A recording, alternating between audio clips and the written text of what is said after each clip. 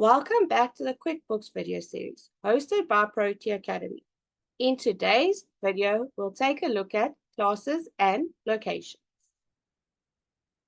To turn on classes and locations in our Quickbooks file, we need to click on the gear icon and then navigate across to the Your Company list and click on Accounts and Settings. Once our Accounts and Settings screen comes up, we'll navigate to the bottom and click on the Advanced Settings. Over here, we'll find the block where we can toggle on our classes and locations. Let's click on the pencil icon to edit these items. Over here, you'll see you can toggle on classes.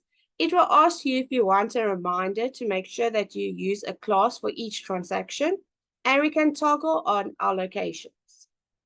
You would use classes and locations if you have, for instance, for classes, different departments within your firm. This allows you to track income and expenses throughout the different departments to see whether they are profitable or not. For location, this is when you have your business at multiple locations. You can then track each location and ensure that each location is profitable. These are important analysis tools for your business. Now that we've turned on our classes and locations, we can go to the lists. Click on all lists to bring up the screen. Over here, we'll see we have the classes list and we have a locations list. Let's click on the classes list. As you can see, we currently have no classes in QuickBooks yet. So let's go to the New button and create a class. You can create a class for corporate expenses. And then you'd want to create classes for your different departments within your firm.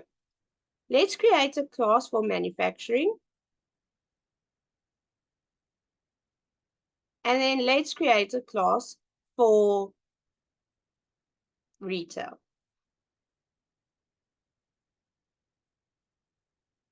You can also make it a subclass. Now that we have our three classes, you can also click on the drop-down arrow on the right-hand side to edit or make the class inactive.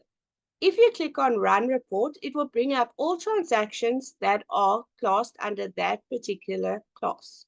Click on the batch actions to make more than one item inactive as once. Let's go look at our location list.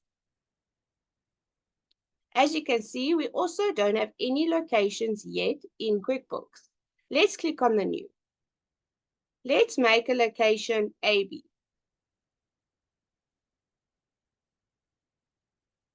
As you can see, there's a few more options for the locations. Yeah, you can customize whether the address is different from your head company address or whether the email or telephone number is different.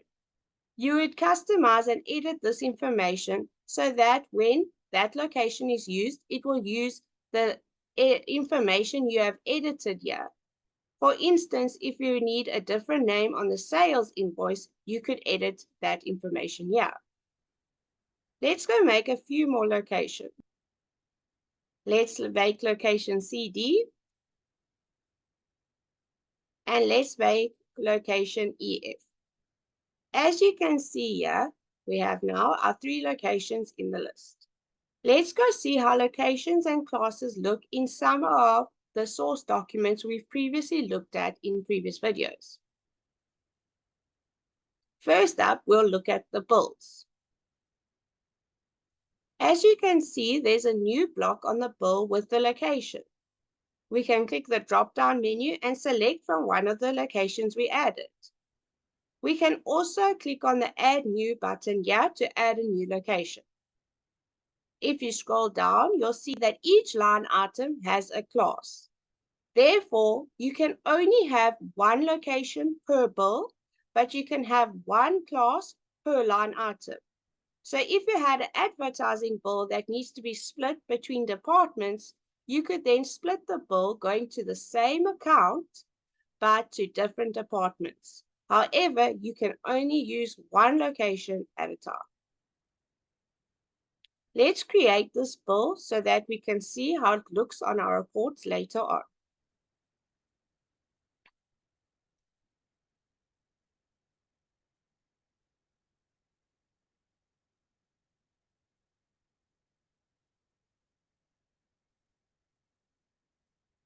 Let's go look at how the expense items look with the locations and classes. Let's create this expense as well so that we can go look at it on our reports later on. Here we would select our location. And again, with the expense item, you can have one location and multiple classes, so you can split your bills between your different departments.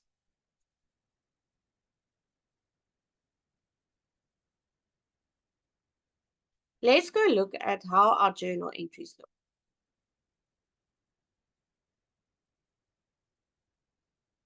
So unlike our bills and expenses where you could only have one location with multiple classes, when you pass a journal entry, each line item can have a location and a class. And therefore you can have line items with different locations. Let's add a journal entry, but let's leave out the locations and classes so that we can see how those look on the reports later on as well.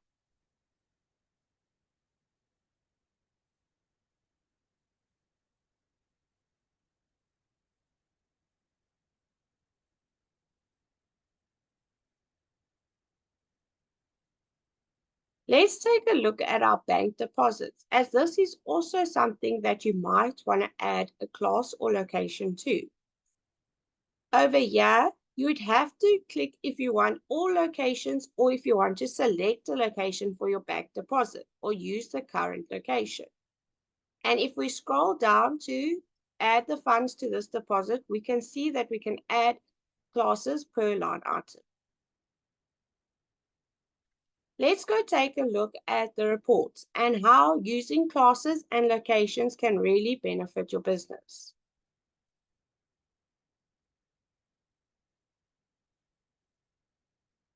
Adding classes and locations do take time and also requires precision to make sure that you're adding a class and location to each transaction. However, there is a nice way to see if any items were not classed or not given a location. If you pull the profit and loss report, it will show you in columns each different class. What's really nice is it shows you any transactions that are not specified and therefore not given a class.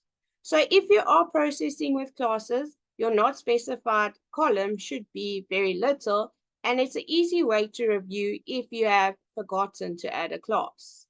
This also allows you to pull a profit and loss and to see which of your classes are actually profitable.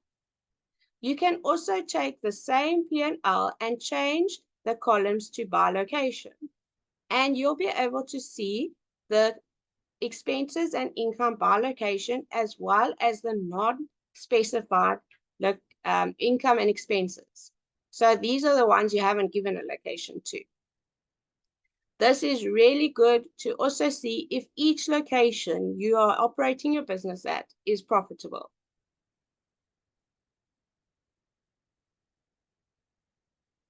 Thank you for watching the QuickBooks video series hosted by Protea Academy. In episode 26, we'll take a look at budgets.